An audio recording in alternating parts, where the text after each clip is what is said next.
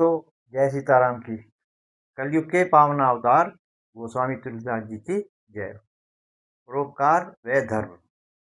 श्री रामचरितमानस के एक प्रसंग में प्रभु श्री राम जी का लंका विजय के बाद अयोध्या के राजा बन गए।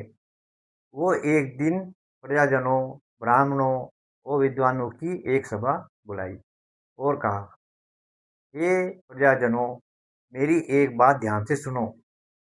ये मनुष्य जन्म बड़े भाग से मिला है। यदि इसे व्यर्थ में गंवा दिया तो समझो हमने हीरे के बदले कांच ले लिया। यदि कुछ अनीति कहूं तो बीच में ही रोक देना। परोपकार व अपने धर्म पर चलना ही सबसे बड़ा कर्म है और यही हमारा धर्म है। शास्त्रों के विरुद्ध कोई भी कार्य नहीं करना चाहिए।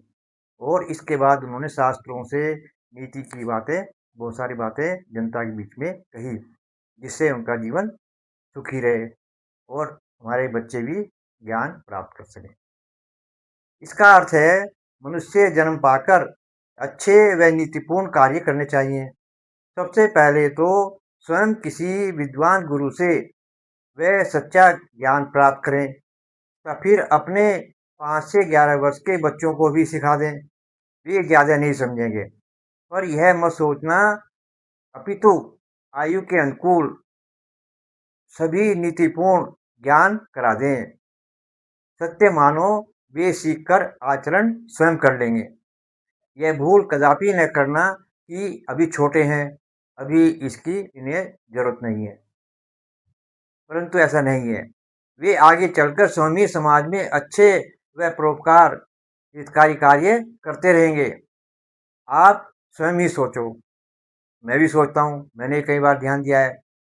जब हम 5 से 11 वर्ष की आयु के लगभग थे, आज तक जो बातें हमने सीखी या देखी, वो सभी की सभी हमें अभी तक याद हैं।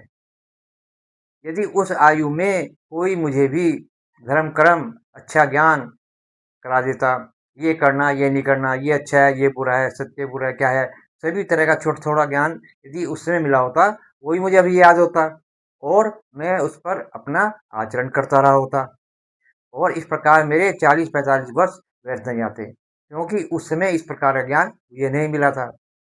इसका मुझे बहुत दुख है। अब सबसे ज़्यादा भार माता पिता, घर के बड़ों पर है, क्योंकि बच्चे ज़्यादातर उन्हीं के पास रहते हैं शुरू में। गुरु के पास या किसी और के पास तो बाद में जाएंगे। और इसके अलावा इसमें कथावाचकों, पंडितों और अन्य धर्म के ज्ञाता ज्ञानदाताओं पर, ज्ञानियों पर है।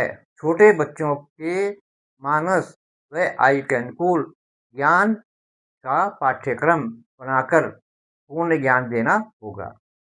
यदि यह कार्य अभी शुरू नहीं किया तो हमारे युवा भटक जाएंगे।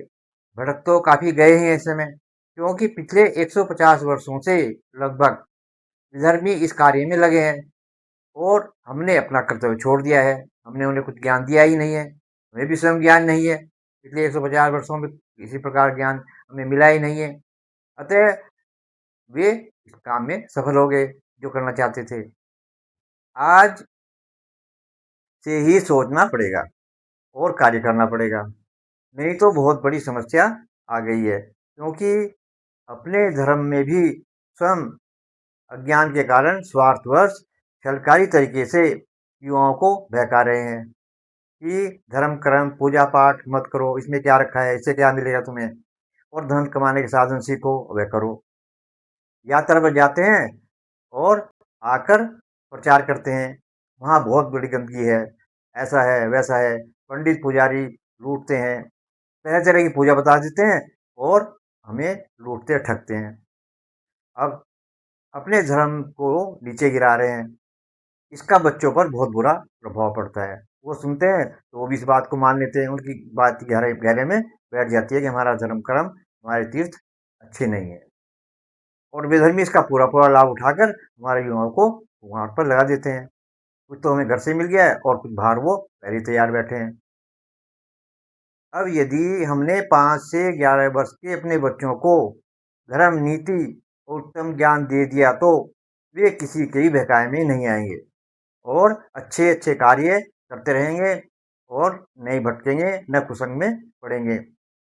इस प्रकार जो है हम उनका और अपना भी भला कर पाएंगे। इति शुभम। बोलो जय सीताराम की। कलयुग के पावन अवतार गोस्वामी तुलसीदास जी की जय। रामदास वीरेंद्र कुमार श्री। एक विशेष बात, मेरे 5 से 11 वर्ष के बच्चों की वीडियो आप लोगों ने बहुत देखा और सुना।